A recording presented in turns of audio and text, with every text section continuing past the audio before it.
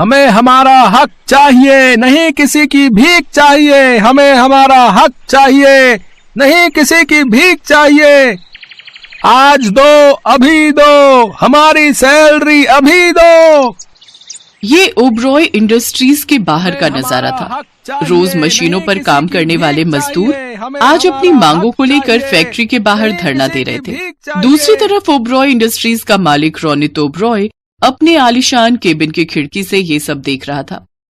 जिंदगी भर इन गधों को बैठा कर खिलाया मैंने और अभी आस्तीन के सांप मुझे ही डसने चले हैं। मैनेजर। जी सर। वो लड़का कौन है जो इनका नेता बना हुआ है? सर उसका नाम विजय है। वैसे तो है वो मजदूर, लेकिन सारे मजदूर उसी की सुनते हैं। अच्छा, मतलब मेरी फैक्ट्री में भले ही कोई यूनियन ना हो, लेकिन यूनियन लीडर है। जाओ इसे मेरे पास लेकर आओ, देखता हूं कितने में बेचता है ये अपना ईमान। मुश्किल है सर, जहां तक मैं जानता हूं वो बिकने वालों में नहीं है। अगर बिकेगा नहीं तो मरेगा। लेकर आओ उसे मेरे पास। गुस्साए रोनित के कहने पर मैनेजर फौरन विजय को बुलाने चला गया। थोड़ी ही देर बाद विजय रोनित के सामने खड़ा था और फिर, क्या दिक्कत है? काम क्यों नहीं कर रहे हो? काम तो हम लगातार कर ही रहे हैं सर, मगर 2 महीने से हमें पगार नहीं मिल रही। गरीब मजदूरों के चूल्हे बुझने लगे हैं सर। अरे उनकी छोड़ो, तुम बताओ तुम्हें क्या चाहिए? मैं बस इतना ही चाहता हूं सर कि आप हम सबकी पगार दीजिए। अरे तू सबकी छोड़ और बस अपनी बता। तुझे जितने पैसे चाहिए मैनेजर को बोल दे और सारे मजदूरों को लेकर काम पर लग जा। मैं जानता था सर आप ऐसा ही कुछ कहेंगे, इसीलिए मैं अपना जवाब पहले ही सोच कर आया हूं। और क्या है तुम्हारा जवाब? जवाब यह है सर कि मैं बिकने वालों में से नहीं हूं। ठीक है, अगर पैसे नहीं लेगा तो तू अपनी जान देगा। इतना कहते ही रोनित ने अपनी पिस्टल निकालकर विजय पर चला दी, मगर विजय फौरन झुक गया। अगले पल विजय रोनित से भिड़ गया। फिर वहां पुलिस की गाड़ी का सायरन सुनाई दिया। अरेस्ट हिम इंस्पेक्टर, इसने मेरी जान लेने की कोशिश की है। मैं जानता था कि तू ऐसा ही कुछ करेगा, इसीलिए मेरे फोन का कैमरा ऑन था। तूने कैसे मुझे खरीदने की कोशिश की और मेरी जान लेने की कोशिश की, ये सब इस कैमरे में कैद हो गया है।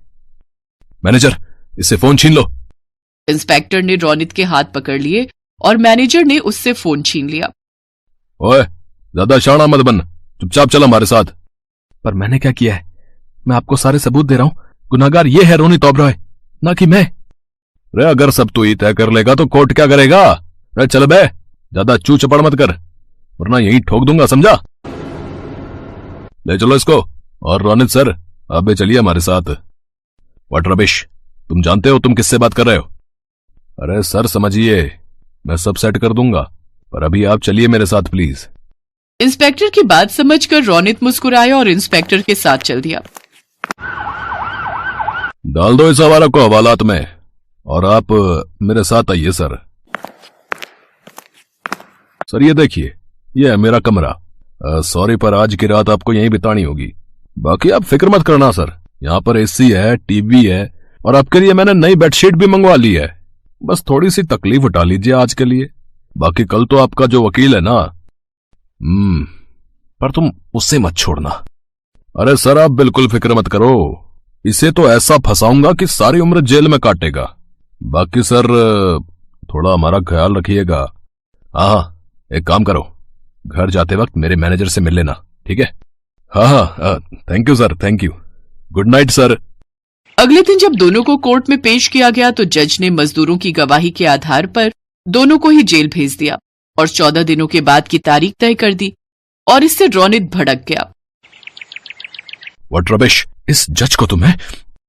अरे सर, अरे गुस्सा नहीं सर, बस 14 दिनों की तो बात है।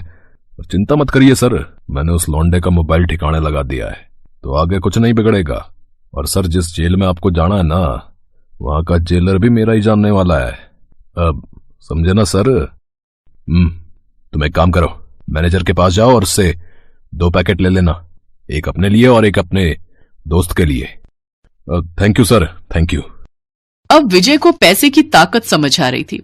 उसे जेल की कोठरी में डाल दिया गया, जबकि उधर welcome sir, you must be mister Sharma. बिल्कुल ठीक पहचाना सर, आप बिल्कुल फिक्र मत करना सर, आपके लिए लग्जरी स्वीट तैयार है with phone, bed, AC and TV facility. Good. अरे सर इसे अपना घर समझिए और आप देखना, वो जो विजय है ना, उसे तो मैं नानी याद दिला दूंगा। अगले 10 दिनों तक रोनित ने जेल में खूब मौज मारी, जबकि विजय का बुरा हाल था। असली सजा तो विजय ही काट रहा था जो रोनित को काटनी चाहिए थी। मगर फिर एक दिन शर्मा घबराया हुआ रोनित के पास आया। रोनित सर, आपको अभी सेल में चलना होगा। सेल में मतलब? उन जंगली कैदियों के बीच? Have you lost your mind? अरे सर, वो इंस्पेक्टर जो आपका केस देख रहा था उसका ट्रांसफर हो गया और नई इंस्पेक्टर किसी भी टाइम यहाँ पर आ जाएगी आपसे और विजय से पूछताछ करने। अगर उसने आपको यहाँ देख लिया ना तो हम दोनों की खैर नहीं सर। अरे तो बताओ ना, क्या कीमत है उस नई इंस्पेक्टर की? ना सर, वो वैसी नहीं है, बहुत खड़ूस और ईमानदार है। पर आप चिंता मत करो, मैं आपको विजय के सेल में नहीं डालूंगा। रोनित को सेल में जाना ही पड़ा। उधर नई इंस्पेक्टर शिवानी ने जेल में आते ही फाइल देखनी शुरू कर दी और फिर हेलो शिवानी, वो आप उन्हें जानती हैं, रोनित ओबरॉय को? कौन? वो इंडस्ट्रियल रोनित ओबरॉय? हाँ, वो हमारी जेल में है। बड़ा आदमी है पर बेचारा फंस गया। उन पर उनके ही एक मजदूर ने झूठा केस लगा दिया, तो थोड़ा ख्याल रखना उनका है। ओह अच्छा, डोंट वरी सर, मैं ख्याल रखूंगी। फिर 4 दिन बाद कोर्ट में। हाँ जी इंस्पेक्टर शिवानी, बताइए क्या एविडेंस जुटाए हैं आपने? सर, बड़ा जुल्म हुआ है एक बेकसूर के साथ। उसे जेल नहीं जाना चाहिए था। विजय ने रोनित ओबरॉय की जान लेने की कोशिश नहीं की, बल्कि रोनित ने विजय पर गोली चलाई थी। चुप रहो, क्या सबूत है तुम्हारे पास? जज साहब, मैं जानती हूँ कि इन्हें इतना कॉन्फिडेंस क्यों है, क्योंकि इन्होंने मेरे से पहले वाले इंस्पेक्टर के साथ मिलकर वो फोन छिपा दिया जिसमें वो गोली चलाने वाला वीडियो था। मगर शुक्र है इन्हीं के मैनेजर का, उसने सच्चाई का साथ दिया। इनके मैनेजर ने इंस्पेक्टर को फोन देने से पहले वो वीडियो खुद को ही सेंड कर दिया था और हिस्ट्री डिलीट कर दी थी।